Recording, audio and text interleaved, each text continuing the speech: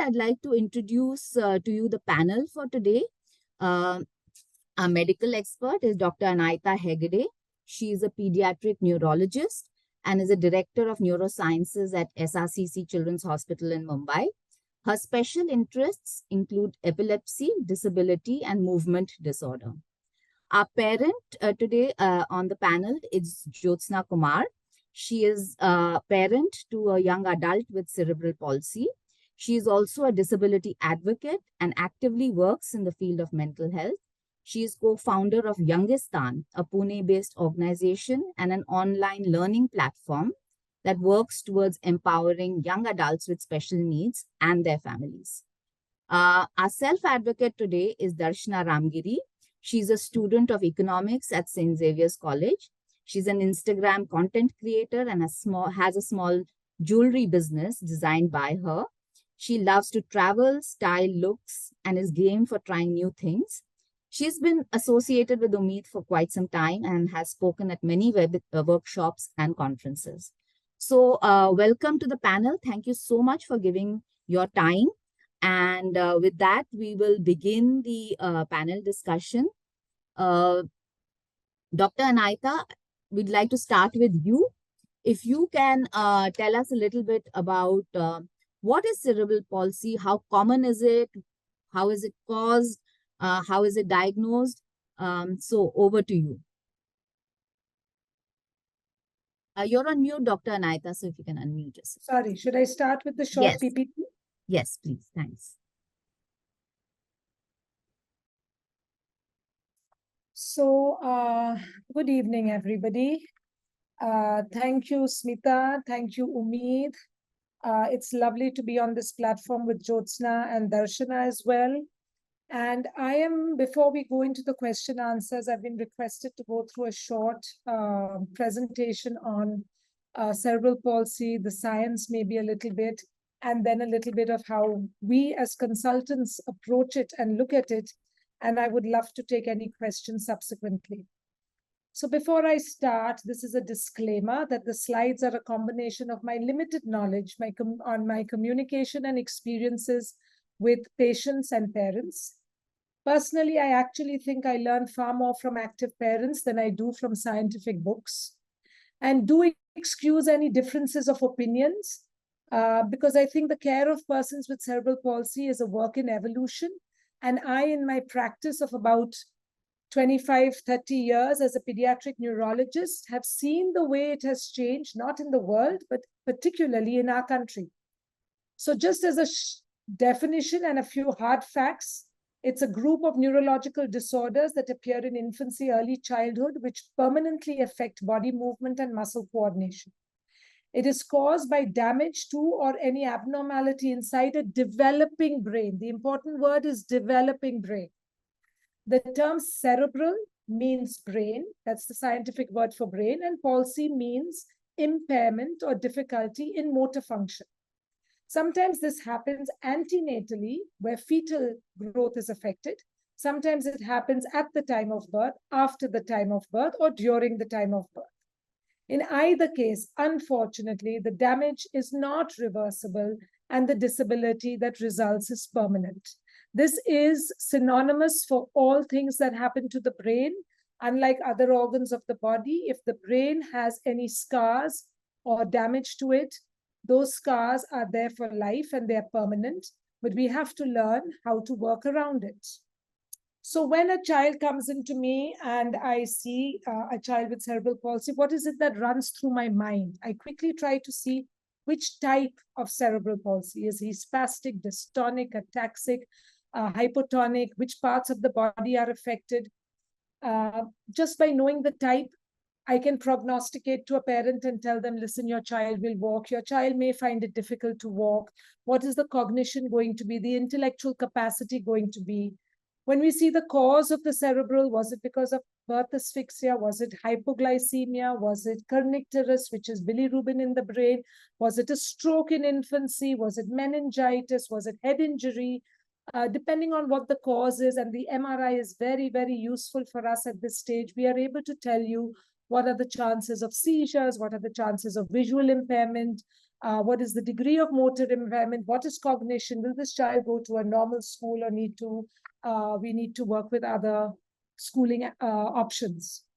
The age of damage is very important because obviously the earlier the involvement, two things happen. The earlier the involvement, the damage is significant, but the earlier the involvement, we have neuroplasticity, which is the ability of the brain to make new circuits wherever damage has taken place.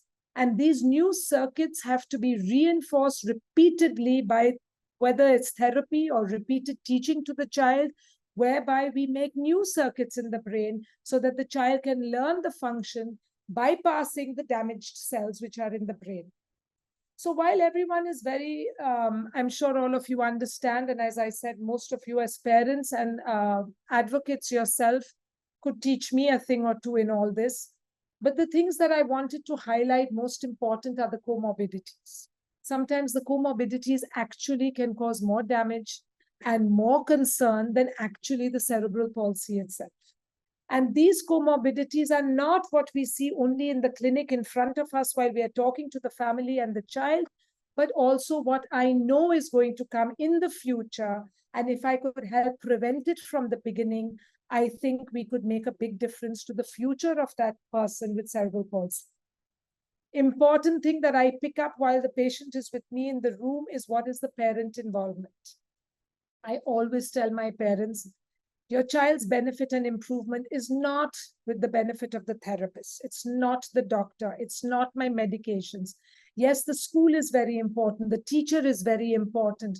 But the magic wand which makes the difference in your child's future is you. And you as parents, when I mean not just mums, I mean mums and dads and grandparents and siblings. You have no idea how much siblings can help people with cerebral palsy get accepted, go out in the social life, and be a support not just to the patient, but to the parents and the rest of the family. And the last and very important thing that I try to look at is the mood and the drive of the patient.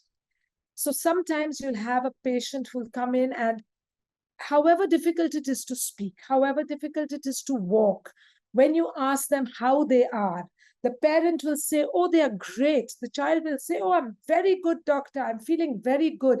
And you're amazed that with all those difficulties, the child finds it has the ability to see the plus in it because there is an internal drive that makes them want to do more or makes them want to achieve others. And I truly believe if we have that in the parent and in the child, I think the sky is the limit. So how do I counsel them? I tell them, listen, this is the MRI. This is what's happened. Unfortunately, what's happened has happened. But we don't dwell on what's gone by and what's happened. We try to move forward. We need positive energy so as to reap the best benefits. The ultimate desire, I think, for any parent, unfortunately, many will say, oh, I want him to walk. Oh, I want him to sit. I want him to do this. I think the ultimate aim should be a happy and confident child.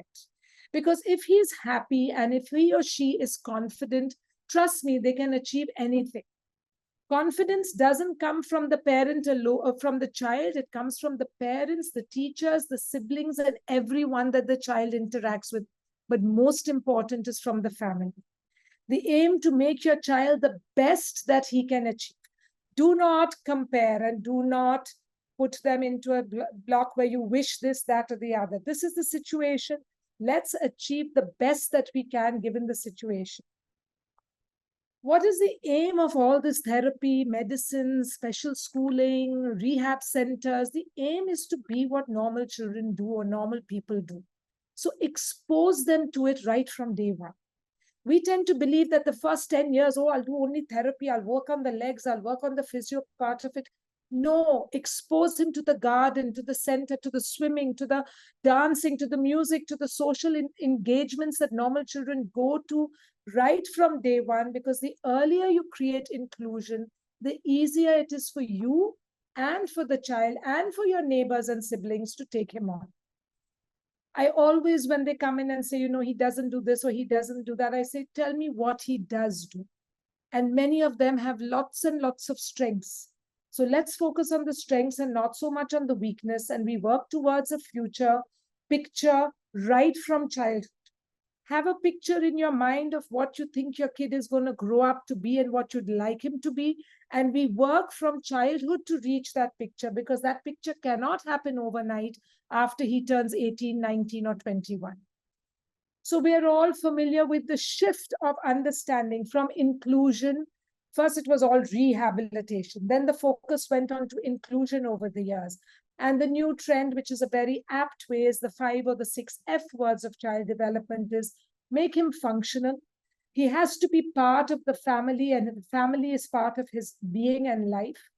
Fitness is a very important, it doesn't have to be rehab. It can be any form of fitness.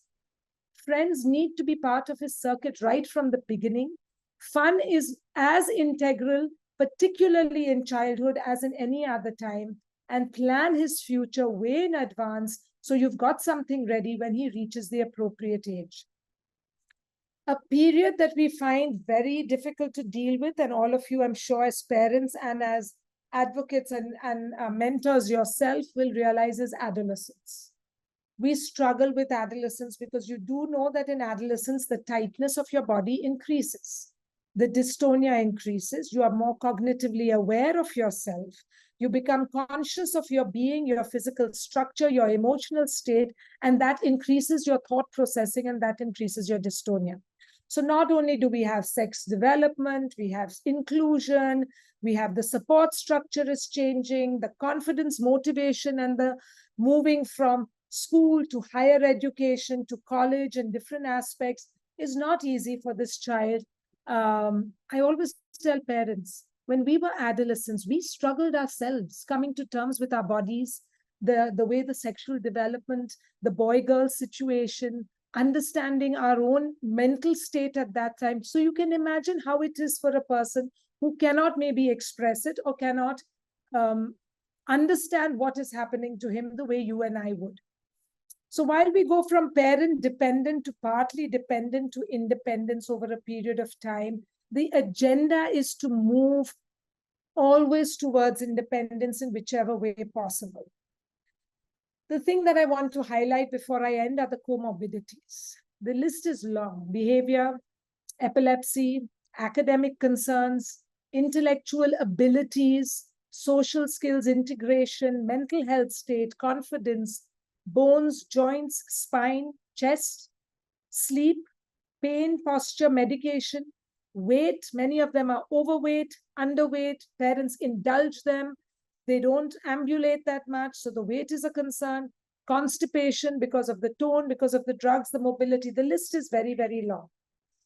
The important ones I want to highlight are spine, chest, and pain. Spine is something you need to be very careful of from a young age. Invariably, it is going to come to affect you as age goes by. Most don't realize because we don't see it in childhood. It becomes evident as you go into adolescence, your sitting postures, your standing postures, the asymmetry of the muscle tone, whether it's hemiplegic or quadri or di, any of them. Your spine is a very important thing that needs to be monitored. Chest needs to be looked at from day one of life. I keep telling all the therapists I interact with, when you do limb PT, teach mom chest PT. Make it like brushing your teeth, that you learn to do chest physiotherapy with your child. You keep the lungs clear, you keep away the worst complication, which is repeated chest infections and pneumonias. And the most neglected and unasked concern is pain. And as you go into adolescence and adulthood, I'm sure many of you experience it due to chronic contracture and tightness of your muscles. And you need to express it because we have things today to help you. But most docs don't ask about it because I think you all have learned to just deal with it. And thus, if it's not expressed, it's not addressed. So before I end, what is it we focus on? What can be done rather than what is? The future independence, I always tell parents, are they bathing themselves? They'll say, no, he goes inside, but I stand and then I tell him or I help him with the soap. I keep telling them, adjust your house, adjust the fork and spoon in your house, put a railing if somewhere for the child to walk, Put a Indian, not an Indian, but a Western style pot if necessary, so he can sit. Put bars at the side of the pot so he can hold it, get down on the pot, pick himself up and get out. Put a chart in the bathroom area to say right hand, right leg, left hand, left leg, front, back, this, so that the child, and put liquid soap instead of a soap which slips out of your hand. Put a shower instead of a bucket bath everywhere. I know it's not easy for everyone, but start thinking like that. Think towards making them do everything themselves so that they believe that they can do it. And in the future, hopefully, they will become more independent. The other thing I recommend always is look around your family members. Find someone you think can employ your son or your daughter at a later stage. Look at the family, look at the job profile, see what your son or daughter likes to do, see what they are capable of doing. Find the family member who has some infrastructure, put the pieces together, and you will be able to find something for him for the future. But as I said, this doesn't happen on the last day after he gets out of school. This has to be thought way in advance. So in conclusion, the sky is the limit. We need to keep our mind open and find solutions rather than finding things that don't work. And I know it's not easy for you or for the parent, but if we stay positive and we look at the bright side of things, I'm sure we can achieve far more. So when I went to the American Academy of America just now, recently this year, one of the nice slogans that was being promoted by all the advocates that was there was nothing to be done for us without us being part of it, meaning all the patients of cerebral palsy. So we need to become more proactive. I think they already are. We need to make them more proactive. And we have a long way to go in our country with our government, with our institutes, with our families as well sometimes. So I think on that, I'll end and happy to discuss whatever comes my way. Yeah, thank you so much, Dr. Anaita, for covering so many aspects of living with cerebral palsy. I'll go over to Jyotsna here. So, Jyotsna, Dr. Anaita spoke of family being the magic wand. And I'd like to ask you, what are some of the things that you think you know now that would have been helpful for you to know at the time when you got the diagnosis? And how would it help a parent as they begin their journey in supporting a child with cerebral palsy? Yeah, thank you, Smita, for that question. I think it's really helpful to know that once you receive the diagnosis, whenever it is, definitely can be shattering. I think one really needs to navigate around it when you receive the diagnosis. I think also remembering to bring in some level of compassion to whatever one is experiencing, because it's real. There would be denial, there would be anger. I think the second thing that comes to mind is acceptance of the situation. I think it's like when you accept the situation and the diagnosis, it helps the navigation faster. It's easier said than done, I know, but when I use the word acceptance, it also means that we're accepting where one is at that moment right there. And it doesn't happen overnight. It's not magic, but we tend to feel out of control with the diagnosis. It's easier, and I think it's much smoother in the journey for a parent to shift from that state of denial as quickly as possible. And I think keeping navigation and acceptance in mind, I think what really helped me as a parent was trusting my doctor. I think my pediatrician was the one and only person then who I could totally go by with his guidance. He was the mainstay for us. And I think the navigation around it, the acceptance became much easier because I placed all my trust around him. And the second, I think the next aspect would be about early intervention. And I think Dr. Anaita also stressed on that. I think that's been the only key for me. I just acted on it as soon as I got the chance to work with the intervention through therapies. It was the immediate step, actually. And I think the earlier one begins, it's much easier, smoother, the journey is. And I think also recognizing sooner, rather than later, that it's a journey, this diagnosis, and it's a journey to be managed. And if one is able to seek in that early intervention, meeting other parents, like when my daughter was born, I didn't have Google or a smartphone. So we're meeting other parents in the therapy center. I think it just allowed me to get a very different perspective, getting out of that state of denial or what's happening here, and, getting to know, look at it differently, actually. So those were some of the things that I think could help other parents. It helped me for sure. Yeah. Thanks, Jyotsna. If I can get both Dr. Anaita, Jyotsna, both of you to maybe take up this question. Supporting the child through their journey is the key here.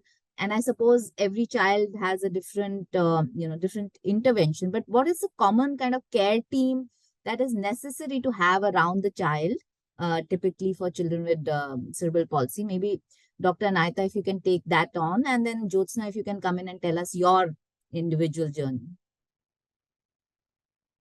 So I think what one as a doctor recommends is one thing. What actually happens, I think, in the home front, Jyotsna will be able to give you a better idea. We recommend early intervention as early as early. When we say early, I mean in the NICU. I mean before the child gets discharged from the hospital. I mean the minute I see him the first time, or the parents recognize that something is amiss. I explained the role of neuroplasticity, and Jyotsna has told you as well. And we know very well that the earlier, the better. However, this therapy, and one question that's always asked to me by parents is, how long will this go? When will it stop? I mean, how long is this physio going to be? They think it's a 2-week or a 6-week or an 8-week when you introduce it to them. You have to gently tell them this is months to years. But the agenda is not to be dependent on the therapy team. The agenda is to learn what to do with your child, to pick up on it, to implement it at home. And before you realize, you are automatically, as a parent, have become the therapist. You are really the best therapist because you are a multidisciplinary therapist. You are doing your own speech, you're doing your own OT, your physio, your behavior, your vision rehabilitation. And other than your team of therapists, you need an orthopedic surgeon. You definitely, as time goes by, need a chest physician to come into the picture somewhere from the lungs point of view. And you need an ophthalmologist, which comes in at different stages. And you'll need a neurologist if the epilepsy is there and you have other neurological related issues which are there. So you have a team. And as you said, your pediatrician or your physician is the center of this entire thing. And the developmental pediatrician are instrumentally in the core group in the beginning. But the aim is, I believe after some time, a kid is going to say, I don't want to go to therapy where you remind me every day that I'm different. I want to go to the playground and be with the kids outside. I want to go to the movies. I want to go to this. So introduce that from the beginning and transit from, I call it an artificial space, to a natural space by encouraging swimming, if there's mobility, a little bit of cycling, football, skating, whatever the kid can do to whatever his capacity, include natural activities into his game so that when he reaches adolescence, he can switch into a natural life as against this artificial therapy life. Jyotsna, over to you. Thank you, Dr. Anaita. I'll just share a little bit of the journey because it's a really long story, but really focusing on what I could do with her. So my daughter acquired cerebral palsy due to a rare congenital heart defect that was detected, I think, day 2 of her birth. And it was followed by very long periods of life support. So there were multiple aspects involved in that journey, but we managed to begin her physical therapy after the heart was surgically corrected in the 5th month itself. And only due to her pediatrician's guidance. I don't think I was in any shape to even start on that, but I'm just so glad that I could follow his advice. And her primary care team were her therapists. There was, of course, besides the pediatrician, we had the MDT, the occupational therapist, speech therapist initially, and then the orthopedic surgeon stepped in. And for us, of course, the orthotist played a very big role because the ankle foot orthotics, the footwear that is needed to help a child once they gain a little bit of mobility, they were also part of our core team. They still are, actually. And in the early years, she did undergo Botox to help the spasticity. I think she took her first steps around age 6 or 7. But I think if I were to really put it into one word, that if I were to share one word about her journey, it's been one of management. I think just managing it as a condition through rehabilitation, therapies, and timely surgeries again, under the guidance of her orthopedic surgeon. I think it was also about, like what Dr. Anaita mentioned, it was not just the therapist. It was a space of, collaborating with them. So I worked with home programs. They actually taught me that, go back home and do this. You don't need to keep coming back every week or every 2 weeks, and we can, really monitor this through the home program. I think that kind of also helped me to get a better grip on, what's actually happening and what helps her, rather than make therapy tedious. And we'd also explored a lot of other therapies that probably come differently, like art-based therapy, dance movement therapy, even when she wasn't really mobile, and also animal-assisted therapy where we live. It also allows, I think, more creative ways of body connection, rather than just being stretched out in the muscles and stuff like that. And I think through the journey, what we also did as a family was just allow her, to the space to explore, the strengths, as in what she can do or what she would like to do it. And, or rather, I could say, what lights her up. And so over the journey, she discovered drums, the djembe, the music. And schooling was an issue, of course, as part of her journey. So there was homeschooling. We checked out mainstream schooling, homeschooling, finally went into NRS. But today, I would say that therapies do continue, but in a different way. But she's also teaching now. She's more independent. She's teaching young adults with disabilities like her, drums and djembe. And she's certified music therapist. So she's kind of found her path, not overnight. It's really been something that has evolved over the years, through the therapy, through the surgeries, and through the journey of management. Yeah, so that's a bit about the journey. And Thanks so much, Can I, Jyotsna, for Smita, sharing that. Yeah, Smita, please. one just thing, I think a very underutilized support is the psychologist and the counselor. I think we in India still consider this seeking help from someone or talking to somebody about my problems as a weakness within ourselves. It's really not. Mothers need it, fathers need it, the children themselves need it. You can imagine adolescent is so tough on us itself. It was on us. Imagine what it happens there. So sometimes speaking to another person or connecting with another person might just make it a little easier. I would say sometimes more for the parent even than for the child.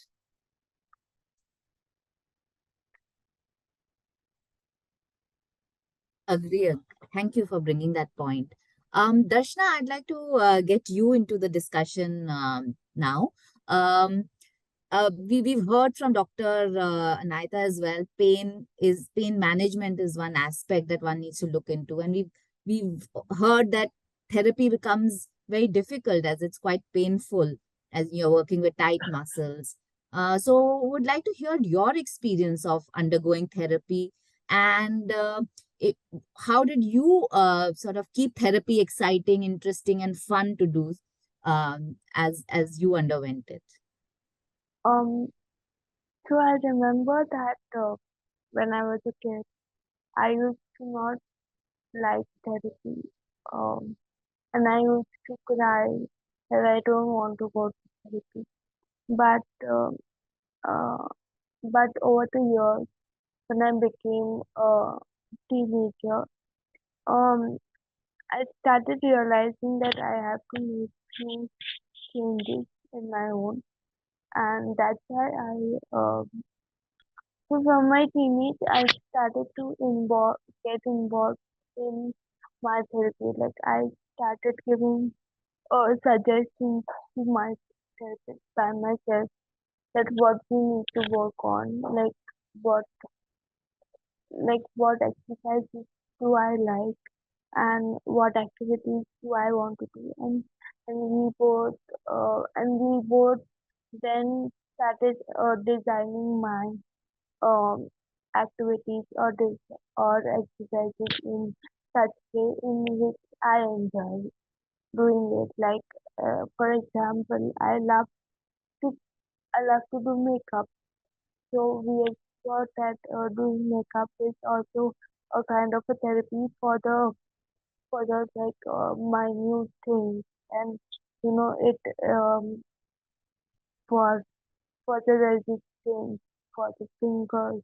It's a good it's a good exercise. make up is a good exercise. So like that, like cooking, like I love cooking. So cook like then we explore, then we realize that cooking can be also a good exercise or activity which will help shoulders or standing and hands and everything. So yeah, so for my teenage, I started getting involved by myself with my therapist, and we do such things like add activities which I love to do, and we explore new activities according to it. So it's really fun. Yeah. Thanks, Darshana. I think 2 points you made there. One, that you should have a voice in your own care. So, you said that you So co-developed the, therapy and plans are with your yeah, therapist. totally.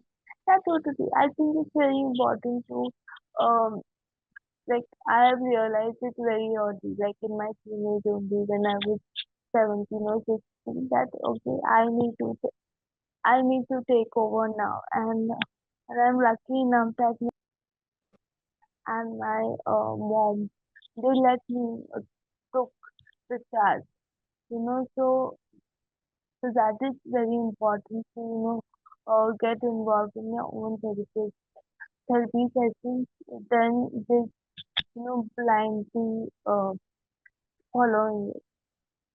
Yeah. Right, right. Great. I think, and then the second point you made was to therapy needn't be just your standard sort of exercises and movements. You could build it Yeah, around your own interests. yeah, And the totally. makeup example is really, really cute and wonderful. Yes, Yeah, yeah, yeah. So, Darshana, I'd like to stay with you a little more. mm, Um, yeah. uh, what we'd like to understand is, as an individual with cerebral palsy, what does living with the cerebral palsy look like? What are some challenges you face, and how do you Mm. think you've overcome them? And then in what ways do you think that it's affected your daily life, or do you have to adjust your daily life around it? So, of course, there are many challenges, but I would like to say that we also have solutions to every problem. And as Dr. Anaita said, that family and teachers and friends play a very big role in, our surroundings plays a big role. And throughout the life, I think I've been lucky to have um, amazing friends who always supported me, who always took care of me, and my teachers and my family. So there were like challenges, of course, but but I never felt that it was hard. It was always easy because of them, because of their support, because um they were always there with me. Um like for example in school, if if I was not able to do any if I was not able to play any game, my friends used to, not make me feel like, oh, you can't do this. But they used to change the rules of the game according to me, or they used to, or they used to, change the game itself to only so things like that, just little things like that. Um, so there were challenges, such challenges, but I overcame it, and most important thing is that I never felt it like it was a challenge because of the people around me. Great. Jyotsna, would you like to share a family's perspective? How does life change when you have an individual with a cerebral palsy in the family? And of course, like Darshana said, there are challenges, but one also learns to, work around them and overcome them. So we'd like to hear from you as well. It is really nice listening to Darshana sharing because it resonates so deeply, being a parent as well. I think as a family, definitely it took us all by surprise, but it is definitely a journey that we're co-creating together.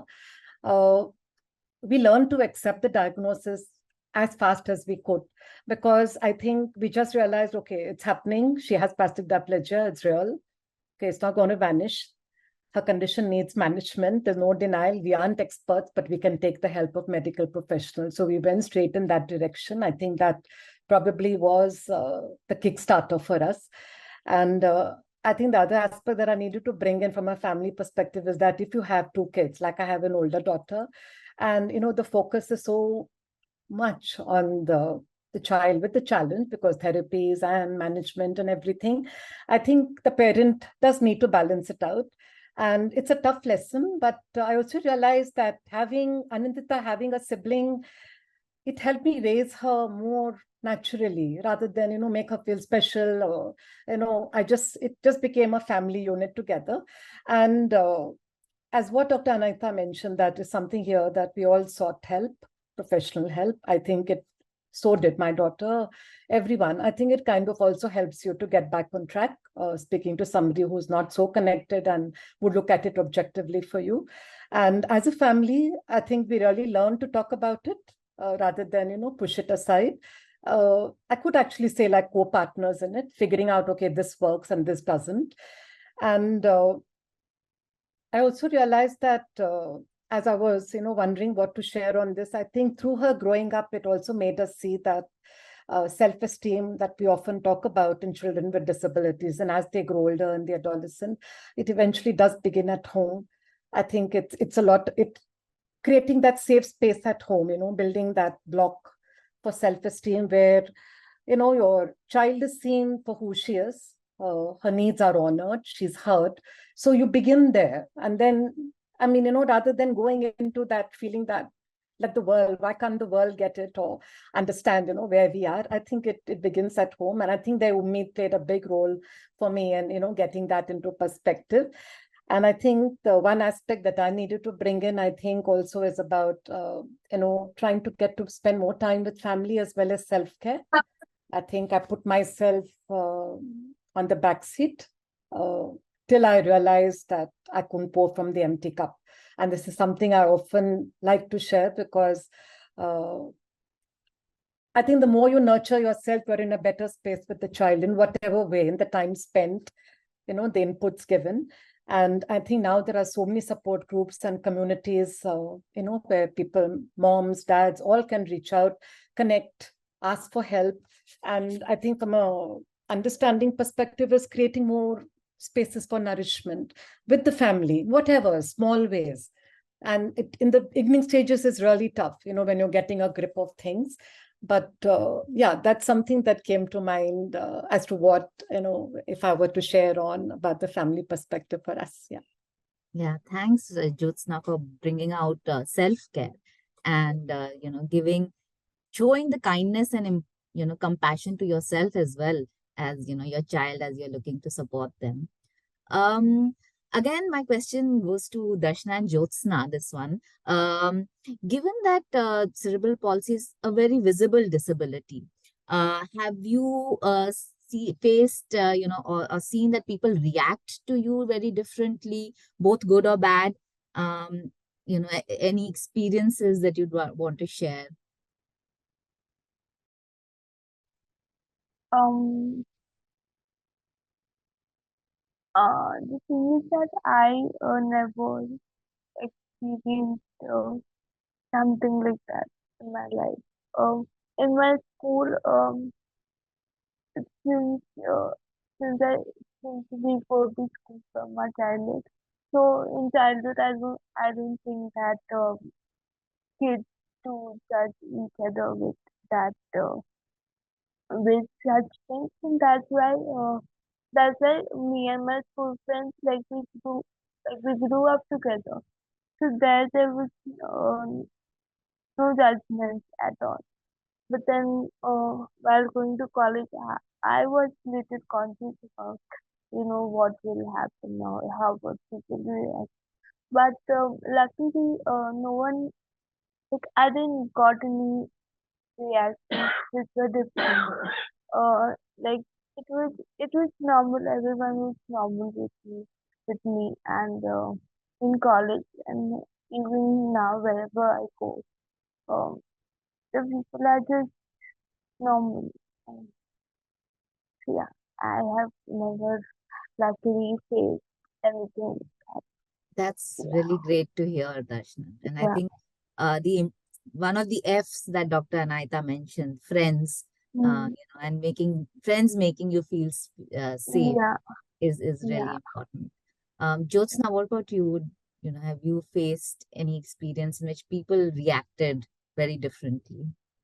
I think not so much about reacting differently, but yes, as a parent, I know I've received countless advice from random strangers that have actually been intrusive. So I think I've also come to realize it could stem from a lack of awareness. So, it's fine, but it was quite a bit of it. I've also seen people brushing it off. It doesn't exist, avoid acknowledging it a lot. Or also receive statements like, be positive, she will be normal. So it's like, what really is normal there? I've experienced it in her schooling.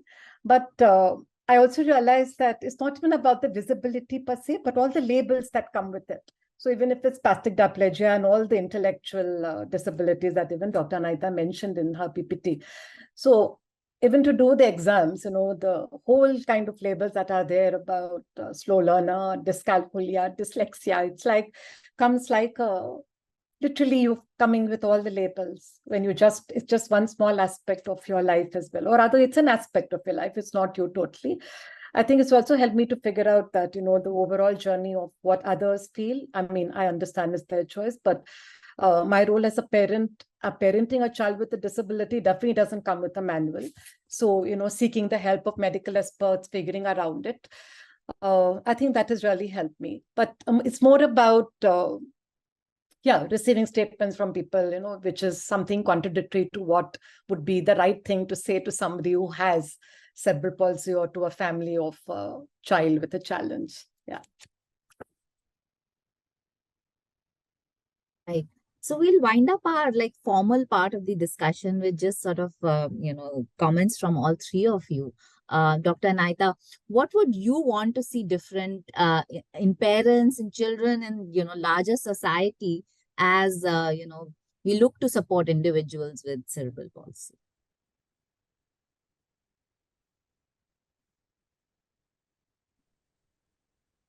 I think the infrastructure is actually changing. There's a positive trend. I'm sure, Jyotsna, you will remember what it was 20 years or 10 years ago when you may have started your journey and what it is today. Yes. I loved the fact that Darshana had no unpleasant experiences. That's lovely to have to come through thinking I've had no unpleasant experiences is huge. But that comes from the mindset. So that comes from the ability of her parents to make her feel that you just are anybody else and you just keep going. And she doesn't see it like it's different, which is beautiful. So I think it all, I know it's putting a lot of pressure on the parent, but I think it's how the parent takes the fact that they have a child who has certain concerns. I do agree labels is maybe one of the worst thing possible because you chase a label instead of chasing what you want to do for the child to make it better. Few other focuses, just as Jyotsna said very nicely, do not neglect the sibling because the sibling is the backbone of the future of your child. That bond has to be stronger than anything. And you'll realize the sibling turns out to be 1,000,000 times more beautiful person inside for what she's gone through. I would just say confidence. Empower your child to believe she or he can do everything. And whatever they do is good. Whatever they can do is good. You are not perfect. I'm not perfect. None of us are perfect. So we just have to keep trying our best. That's it. Yeah, Jyotsna, what do you think? What would you wish would be different in the world? I think what Dr. Anaita said, I raised Anita so differently, no accessibility, so much of stereotyping. But what I've come to also see that what would help is advocacy. I think that's more empowering, educating oneself more about the condition, what one's rights are, not just me, my daughter as well, making others aware about it. Like in my neighborhood, when I moved here, not everyone was aware about it. They didn't know. All they saw was the child, okay, and me taking her for therapies. And their responses were more because of a lack of awareness. So I think that it builds that confidence, that empowerment. And even the other person becomes more aware that, okay, this condition exists and this person is capable of this. And it's more like what we say, we need more disability allies to build that space of confidence and empowerment, finding one's way to amplify the voices of people with disabilities. And I think now with social media, that's so much easier, that awareness, which also empowers the young person as well with the challenge. And I think I strongly believe now, I've realized it very late, but advocacy has been a big source of change in terms of educating myself as well as others about it. Yeah, I think that would be the way to go. Yes. Thanks, Jyotsna. Darshana, if you'd like to share what you think you wish would be different. I think would be different. I don't know. I think people need to give space to disabled people around them. Like they put them in the box that okay, you can't do this, you can't do that, and there's certain kind of stereotypes that they can't do stuff, but they can't get involved. Uh, so people need to treat us just normally, like for example, like my friends do. Just let them be and let them go with the flow. They'll figure it out with the time. But we just need to be chill with them the way you are with others. So, yeah, that Right. will make a big change. Thanks, Darshana, for bringing out that people need to see people with disabilities so that they don't have any fixed notions about what they can and cannot do. Thanks a lot. Thank you to this panel